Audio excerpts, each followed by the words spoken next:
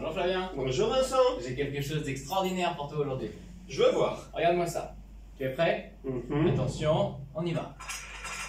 Vincent, retire la main sous la table. C'est des aimants, rien de magique. Comment ça fonctionne les aimants, Flavien? C'est dû à l'électromagnétisme. Et on va voir ça ensemble aujourd'hui. C'est parti. Ok Flavien. Alors, le magnétisme, c'est quoi? Alors le magnétisme, c'est une force qui va attirer ou repousser les objets qui sont chargés. Les objets qui sont chargés, c'est-à-dire? Alors la matière, petit rappel, elle est faite d'atomes. Ces atomes, ils sont faits de 3 composants. Les neutrons qui sont neutres, les protons qui sont chargés positivement et les électrons qui sont chargés négativement. Et les atomes, ils peuvent perdre ou gagner, dans certaines circonstances, des électrons, ce qui fait qu'ils vont devenir négatifs ou positifs. Donc l'atome sera chargé. D'accord, donc un atome qui est chargé positivement va attirer des atomes négatifs. Exactement. Et repousser des atomes positifs.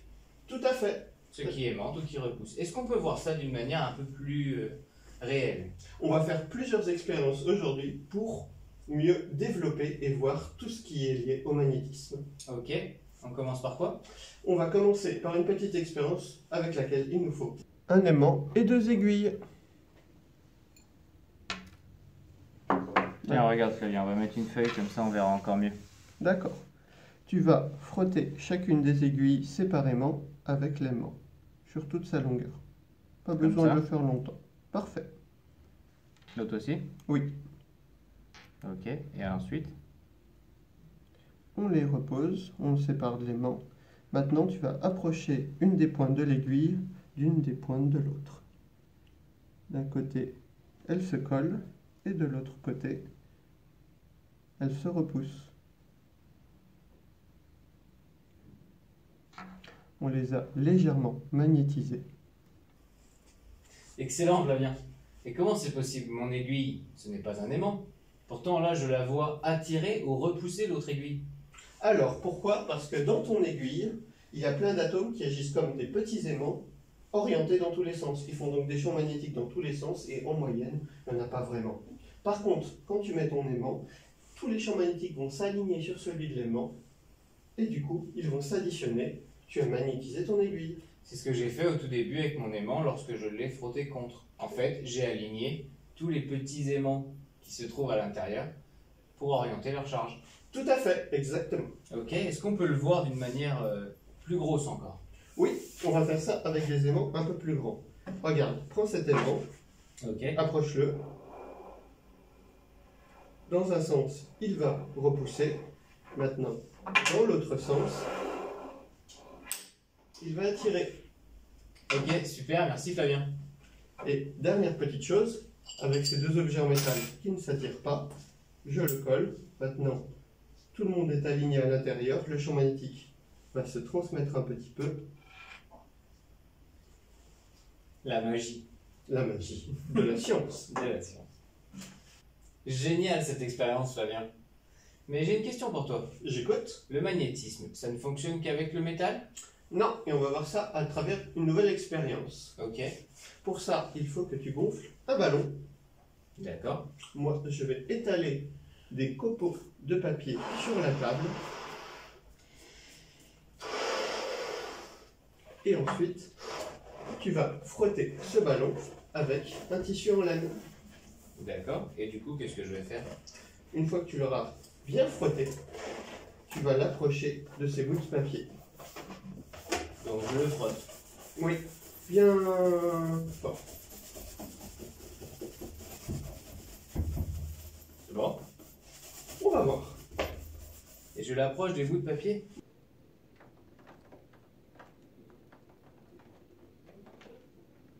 Excellent Flavien. Comment ça fonctionne? Alors, on a vu que certains atomes pouvaient perdre ou gagner des électrons. À la surface de mon ampoule, il y en a justement qui peuvent en perdre. Quand tu as frotté, tu as arraché des électrons et ils se sont accumulés sur le ballon. Il s'est chargé négativement, il est devenu magnétique. Ce qui attire les morceaux de papier. Exactement. Donc le magnétisme ne fonctionne pas que sur les métaux. Non. On s'amuse bien Flavien avec ces expériences. Mais entre nous, dans la vie de tous les jours, le magnétisme, ça sert à rien. Tu rigoles? Ça sert à plein de choses super utiles. À quoi? À s'orienter par exemple, À s'orienter. grâce à une boussole. Une boussole fonctionne avec du magnétisme. Exactement, et on va voir ça ensemble en construisant une. Excellent. Et pour ça, il nous faut quoi? Alors pour ça, il nous faut de l'eau, un bol, Ok. des aiguilles, un aimant et un morceau de bouchon en liège. Pas tout le bouchon? Non, Juste un morceau. magique. Magique. Comme le magnétisme. Je vais te laisser magnétiser, comme tout à l'heure, une des aiguilles, et moi, je vais remplir le bol d'eau.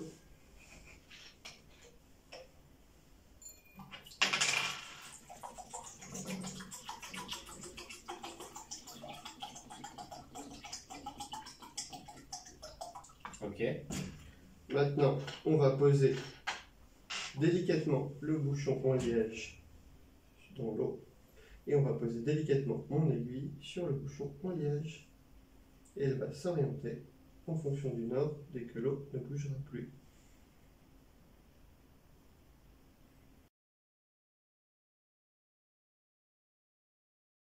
Impressionnant, Flavien.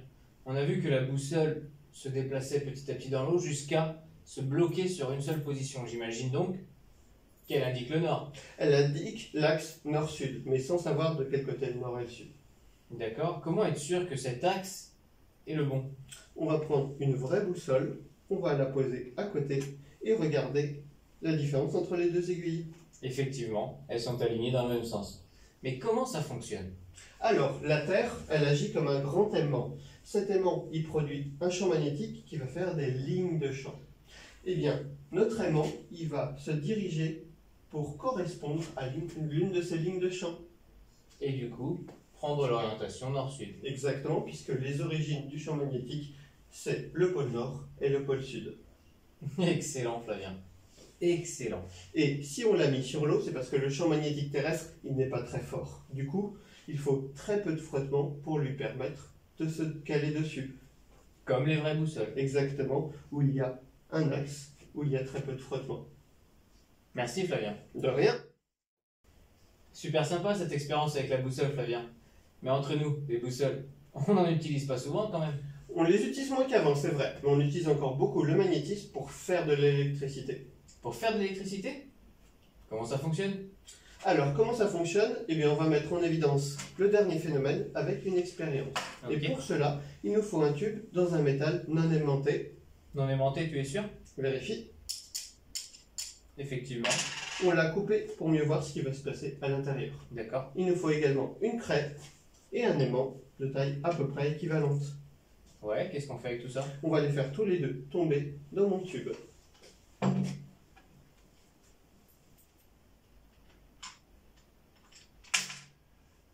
Bah, ça tombe. Essaye avec l'aimant maintenant. Excellent! Ça tombe tout doucement. Tu as vu ça? Magique. Magique, mais comment ça fonctionne? Alors, c'est un tube qui est dans un métal conducteur. Ça n'aurait pas marché avec du bois. Et s'il est conducteur, c'est qu'il y a de l'électricité dedans qui peut se déplacer. L'électricité, c'est des petits électrons qui sont donc chargés. Mon aimant déplace les charges. Il va donc attirer les électrons qui vont se déplacer avec lui. On a fait un courant électrique. On a fait de l'électricité. Et c'est ce courant électrique qui ralentit mon aimant du coup? Alors, ce courant électrique, il va créer lui-même un champ magnétique qui va gêner mon aimant et faire cette chute ralentie. D'accord. Donc là, on a créé un courant électrique, mais dans la vie de tous les jours, comment est-ce qu'on crée des courants électriques assez forts pour pouvoir s'éclairer et se servir de l'électricité? Eh bien, on va créer des dynamos de grande taille, comme par exemple dans une éolienne, dans lesquelles on va faire tourner un aimant autour d'un circuit électrique ou l'inverse. Du coup, l'électricité va se déplacer et va nous faire Un courant d'électricité et avec une plus grande puissance. exactement. Excellent. Maintenant, vous en savez plus sur le magnétisme.